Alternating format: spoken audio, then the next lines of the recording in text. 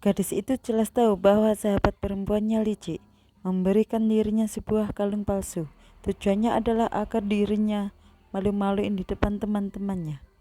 Namun dia masih pura-pura tidak tahu apa-apa, berpura-pura tidak tahu, karena dia adalah seseorang yang dilahirkan kembali. Di kehidupan sebelumnya, sahabatnya tidak hanya menggunakan kalung palsu, membuatnya malu di depan teman-temannya. Kemudian dengan segala cara mencegah dirinya untuk menghilangkan tanda lahir di wajahnya, karena dirinya merasa jelek dan rendah diri. Untuk memuaskan nafsu bangga dan superioritasnya, rasa bangga dan perasaan lebih baik. Meskipun gadis itu tahu apa yang ada di pikiran sahabatnya, namun dia tetap memperlakukan sahabatnya dengan tulus. Namun sahabatnya justru mempermainkannya di belakang merayu suaminya, bahkan membawa anak haram mereka berdua berputar di depan diri sendiri. Bahkan untuk hidup dengan kehidupan yang mewah dan kaya, bahkan bersekongkol dengan suami yang buruk, rahasia meracuni dirinya, berusaha menunggu kematiannya untuk menguasai semua hartanya, dan menipu untuk mendapatkan uang asuransi besar. Wanita mengetahui segalanya, meruntung. Tuhan merahmati gadis itu bereinkarnasi kembali ke sebelum menikah dengan pria jahat. Melihat sahabat pura-pura membawa kalung palsu untuk dirinya sendiri, gadis itu memutuskan untuk membalas dendam. Pertama-tama mengungkap sifat asli sahabatnya, kemudian membuatnya dan pria jahat itu terjebak. Biarkan dia memetik buah dari perbuatannya. Sahabatnya ingin membuatnya menjadi bebek jelek, menjadikannya sebagai latar belakang untuk menjadi angsa. Gadis itu tidak sesuai dengan keinginannya, maka dia memilih dengan tegas menghilangkan bekas luka di wajahnya, lalu mengenakan gaun helicopter pergi ke reuni teman sekolah. Menarik perhatian. Sejak muncul perhatian semua orang di ruangan, teman laki-laki dengan antusias mengundang gadis untuk duduk bersama. Ini membuat sahabat wanita cemburu sampai gila. Namun dia tetap mempertahankan citra diri yang lembut dan murah hati. Berusaha dengan senyum meminta gadis untuk duduk bersama dan duduk bersama dengannya. Namun gadis langsung mengabaikannya dan duduk di sisi teman sekelas laki-laki itu, dan terpengaruh oleh sahabat wanita. Teman wanita mulai menyerang setelah melihat situasinya berencana seperti sebelumnya, mengambil kalung palsu di lehernya, mengolok-olok dirinya sendiri. Namun gadis sudah siap, sudah mengganti kalung palsu dengan kalung asli sebelumnya, dan teman sekelas laki-laki bermata tajam langsung melihat perbedaan kalung asli dan palsu. Kalung merah ini berlian, di atasnya jelas lebih indah, lebih halus. Dibandingkan dengan kalung sungking, itu terlihat agak kasar. Kau pasti tidak membeli yang barang sudah selesai. Masih ada perbedaan seperti ini. Apakah ada reuni teman sekelas? Dia memberiku kalung sahabat. Dia bilang akan mengajakku makan malam. Dia pasti ingin aku memakainya. Hasilnya, kalung ini kualitasnya tidak begitu bagus, malah rusak. Aku takut Sunting marah, jadi aku khusus pergi untuk membeli yang baru. Sungking, apakah kamu sedang bercanda? Kalung ini memang palsu. Di antara yang palsu, lebih palsu daripada yang di lehermu, bahkan lebih palsu. Kemarin, Sungking, gimana kamu tidak mungkin mengirimnya barang palsu dengan sengaja? Kamu tidak memberitahunya hari ini. Apakah ada reuni teman sekelas Yan? Aku tidak sengaja mengirimmu barang palsu. Aku hanya merasa itu bagus, lalu aku membelinya untukmu. Saya juga tidak sengaja tidak memberitahumu. Ini adalah pertemuan teman sekelas, karena aku tahu hubunganmu dengan teman sekelas tidak baik. Aku takut jika aku memberitahumu, kamu tidak akan datang. Pertunjukan tes sahabat ini benar-benar luar biasa. Teman wanita lainnya terpesona olehnya lagi, lalu menyalahkan gadis itu. Tidak seharusnya merusak hubungan sahabat. Awalnya gadis itu tidak mengerti, tetapi setelah mengetahui bahwa mereka berbicara tentang sudut dinding, ternyata itu tentang pria nakal. Gadis itu hampir tertawa kesal. Teman-teman terkasihku, apakah kalian salah paham? Kusyoshe, dia adalah pacarku. Namun teman-teman tidak percaya sedikit pun, bahkan mengklaim bahwa sahabat memberikan banyak catatan percakapan dengan pria nakal. Terlihat bahwa pria nakal sangat peduli pada sahabat, tapi sangat perhatian. Mendengar ini, sahabat mulai menunjukkan keahliannya dalam berbicara. Namun, gadis itu tidak berniat memberinya kesempatan mengambil ponselnya dan mengatakan bahwa dia bisa membiarkan pria nakal itu bicara sendiri. Siapa sebenarnya pacarnya? Namun teman perempuannya khawatir gadis itu sembarangan mencari orang untuk menipu. Mereka meminta gadis itu untuk mengambil ponsel sahabatnya dan menelepon pria nakal itu, dan ini sesuai dengan keinginan gadis itu. Halo, apa yang terjadi dengan Sun King ini? Aku Suyan.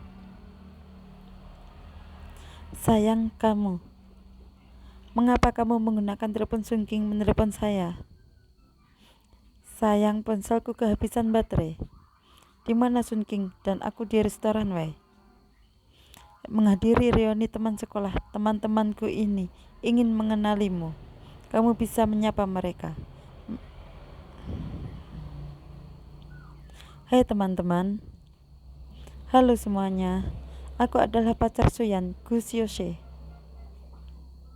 Perhatian Suyan, baiklah. Sekarang bisa dibuktikan. Apakah aku sendiri sekarang? Dia benar-benar pacar Suyan Sun King. Apakah kamu menipu kami? Bukan begitu. Dengarkan penjelasanku.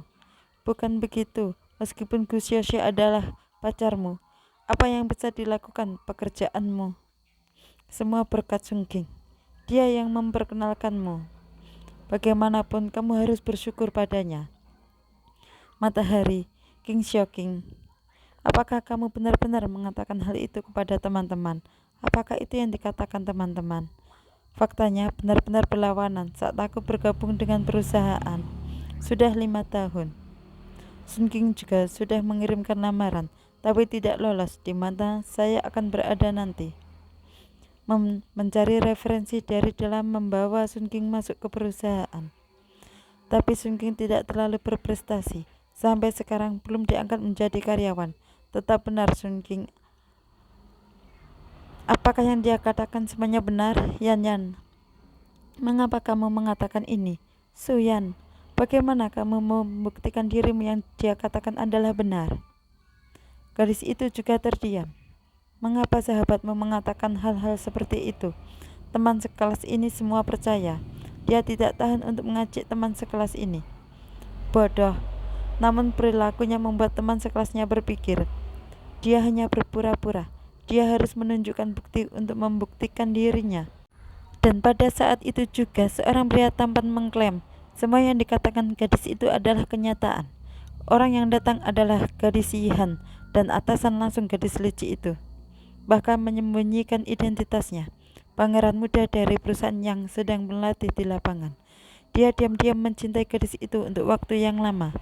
Mengetahui bahwa gadis itu sedang diintimidasi, dia segera datang untuk membela gadis itu.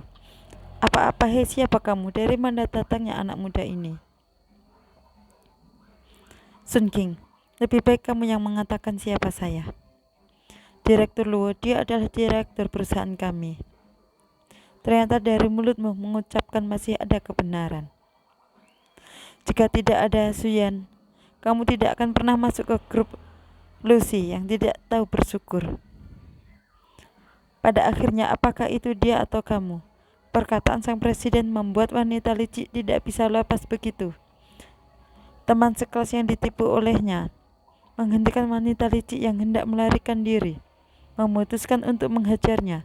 Sementara sang presiden mengabaikan wanita licik, langsung menarik gadis itu pergi.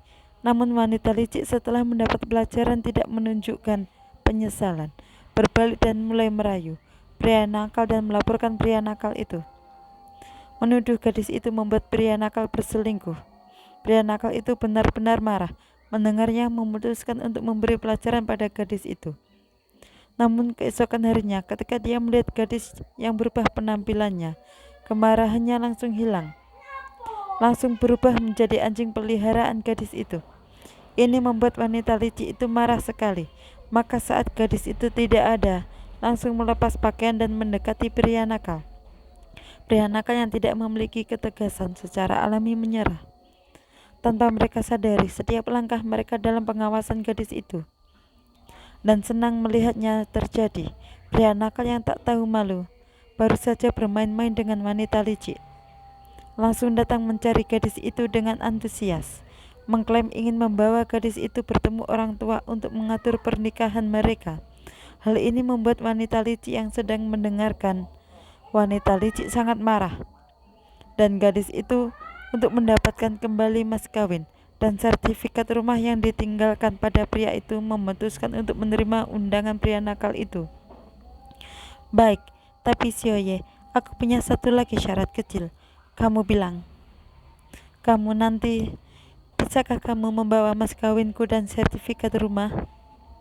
Kalau tidak, aku benar-benar tidak punya merasa aman. Baiklah, kita ikut keputusanmu. Jadi akhir pekan itu kita bertemu di sana. Aku pergi dulu. Bye. Suyan menunggu kamu menikah dengan kami, semuanya milikku. Nanti aku akan membuatmu tunduk sepenuhnya. Tunduk padaku. Sungguh tak terduga, tapi ternyata begitu lancar kita bertemu akhir pekan. Tiba-tiba sudah akhir pekan. Gadis itu jelas tahu calon mertua sangat konservatif. Suka dengan konsep 3 taat 4 patuh, menantu yang patuh aturan. Namun dia sengaja melepas jaketnya, menunjukkan bahu seksi, dan bibir merah menggoda. Dia mengoleskan lipstik lagi. Go Sioise, aku punya kejutan untukmu, Paman Bibi. Maaf ya, aku datang terlambat. Suyan, kamu Sioise, inikah yang kamu cari pacarmu? Kenapa dia mengenakan pakaian ini?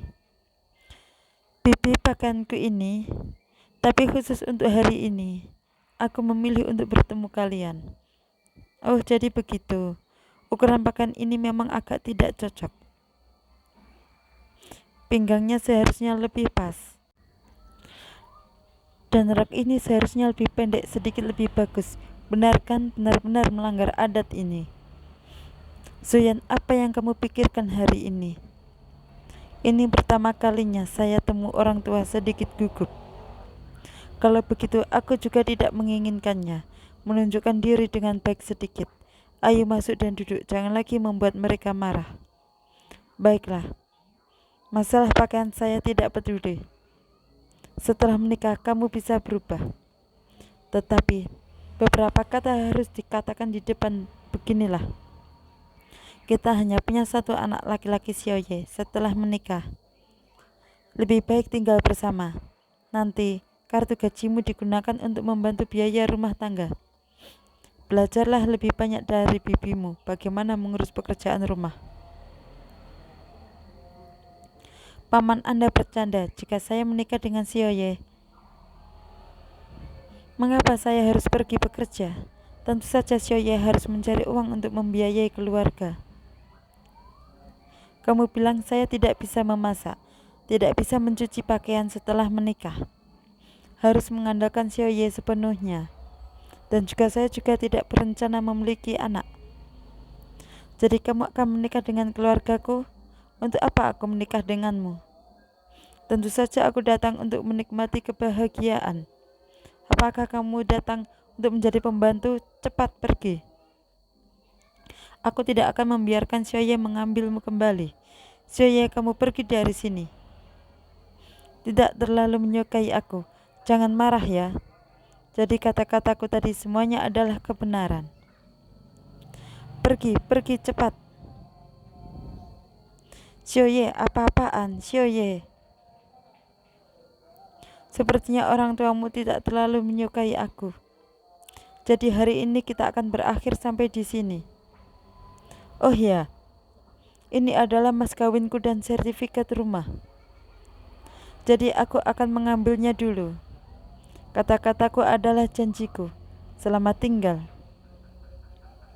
Suyan benar-benar kacau olehmu. Tidak masalah, siapa bilang aku adalah sahabat baikmu. Jadi biarkan aku menyelesaikan semuanya untukmu. Wanita ini benar-benar tertipu, Suyan. Direktur Luo, kenapa kamu di sini? Oh ya, aku punya kabar baik. Ingin memberitahumu, aku membawa barang-barang. Hati-hati. Berdasarkan laporan stasiun ini, Ketua Dewan Direksi Grup Luo karena kecelakaan dan meninggal. Ketua Dewan Direksi Grup menghadiri pemakaman bersama pemegang saham. Apakah maksudnya Lu Xisen meninggal karena kecelakaan?